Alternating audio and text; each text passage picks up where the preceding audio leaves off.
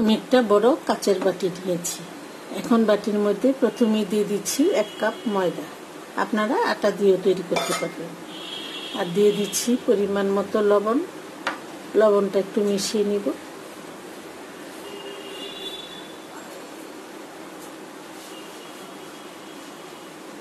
দিয়ে দিচ্ছি 1 টেবিল চামচ সয়াবিন তেল।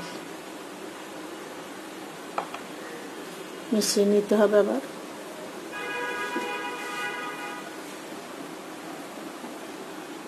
এখানে আমি নরমাল ঠান্ডা পানি নিয়েছি। এখন এই পানিটা দিয়ে একটা ডো তৈরি করে নেব।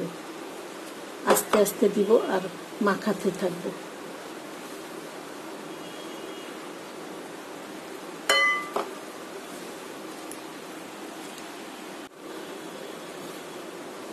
ময়দাটা আমি ভালো করে মাখিয়ে নিয়েছি।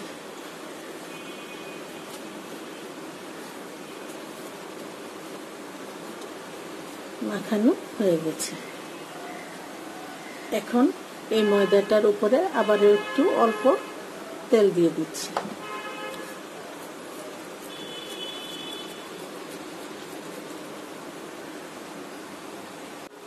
এখন একটা ঢাকনা দিয়ে 10 মিনিটের জন্য আমি এই ডোটা রেস্টে রেখে দিব।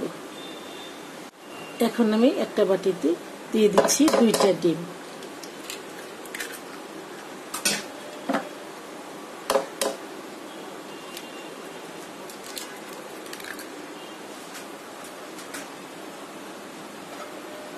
একটা কাঁচামরিচ কুচি,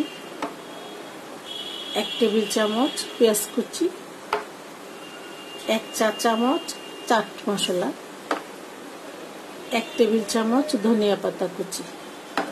এখন একটা কাঁটা চামচ দিয়ে ভালো করে মিশিয়ে নিতে হবে। আমি ভালো করে মিশিয়ে নিয়েছি।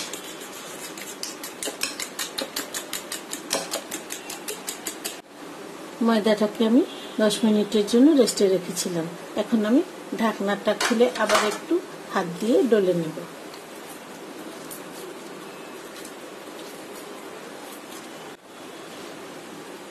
ময়দাটাকে আমি হাত দিয়ে ডলে একটা লম্বাটে শেপ দিয়ে নিয়েছি।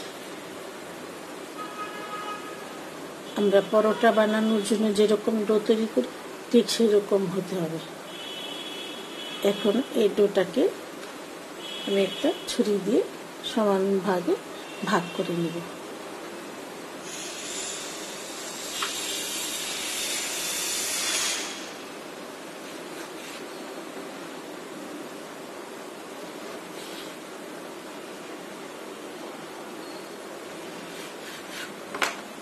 এখন এখান থেকে একটা অংশ নিয়ে আমি ছোট এবং পাতলা করে রুটি বেলে নেব।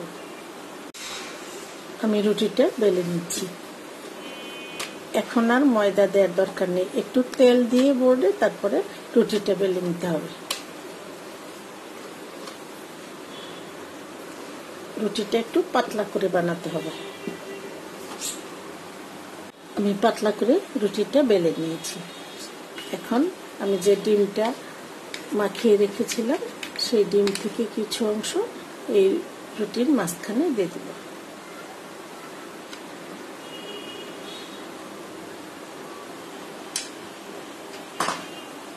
দিয়ে রুটিটা চারপাশ থেকে টেনে এনে এখানে রাখবো।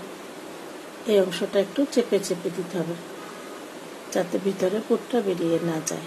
আবারও টেনে এনে এরকম চেপে চেপে দিতে হবে।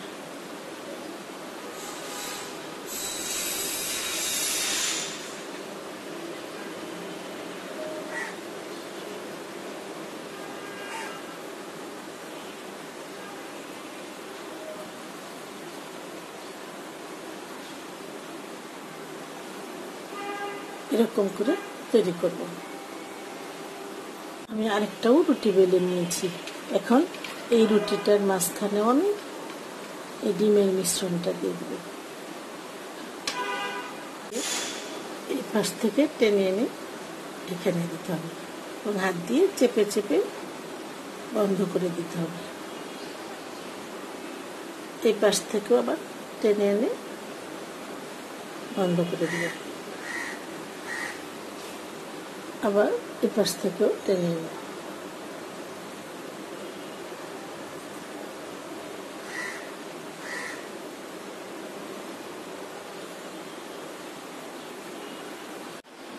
চুলায় একটা প্যান বসিয়ে তেল দিয়ে নিয়েছি, তেলটা গরম হয়ে গেছে। এখন আমি নাস্তাগুলো এক এক করে দিয়ে দিব।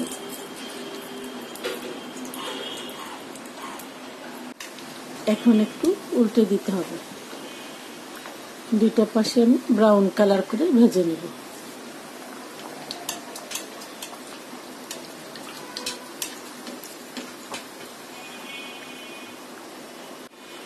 আবারও একটু উল্টে দিতে হবে। অনেক ফুলে গেছে, দেখুন কতটা ফুলে গেছে।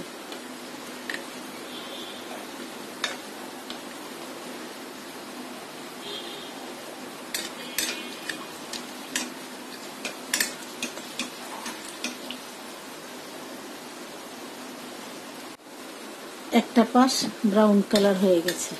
এখন আমি আরেকটা পাশও এরকম ব্রাউন কালার করে ভেজে নিব।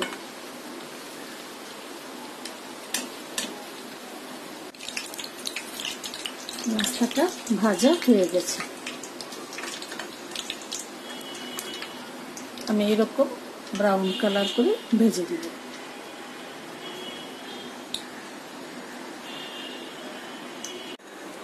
নাস্তাগুলি আমার ভাজা হয়ে গেছে। বাড়িতে শুধু ডিম আর ময়দা থাকলেই আপনারা এই ধরনের মজাদার নাস্তা তৈরি করতে পারবেন। আশা করছি আমার এই রেসিপিটি আপনাদের খুবই ভালো লাগবে। যদি ভালো লাগে লাইক, শেয়ার, কমেন্টস করবেন এবং আমার চ্যানেলটি অনুগ্রহ করে সাবস্ক্রাইব করবেন। সবাই অনেক অনেক ভালো থাকবেন, সুস্থ থাকবেন আর নিরাপদে থাকবেন। সবাইকে অসংখ্য ধন্যবাদ। আল্লাহ হাফেজ। একটা নাস্তা আমি কেটে দেখাচ্ছি।